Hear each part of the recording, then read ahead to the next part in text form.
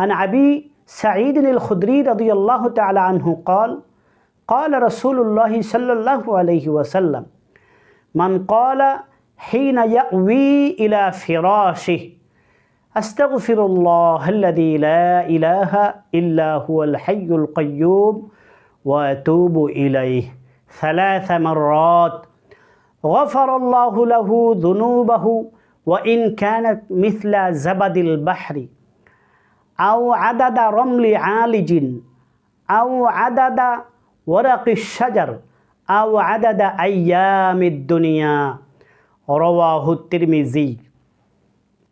হযরত আবু সাঈদ খুদরি রাদিয়াল্লাহু তাআলা আনহু হতে বর্ণিত, তিনি বলেন, প্রিয় নবী সাল্লাল্লাহু আলাইহি ওয়াসাল্লাম ইরশাদ করেছেন, কোনো বান্দা বান্দি আমার উম্মতের ভিতর থেকে কোনো উম্মত, মহিলা হোক অথবা পুরুষ হোক, এই দোয়াটি ঘুমের বিছানায় 3 বার তেলাওয়াত করবে।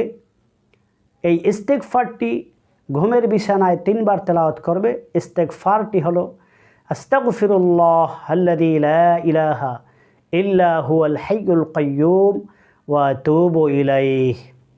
যদি 3 বার এই দোয়াটা ঘুমের বিছানায় ঘুমের আগে আগে তেলাওয়াত করেন, আল্লাহর নবী বলেন, গফারাল্লাহু লাহু যুনুবাহ, আল্লাহ রাব্বুল আলামিন তার গুনাহ মাফ করে দিবেন।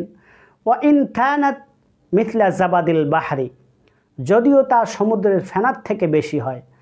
আও আদাদা রমলি আলিজিন, অথবা বালুর স্তূপের থেকেও বেশি হয়।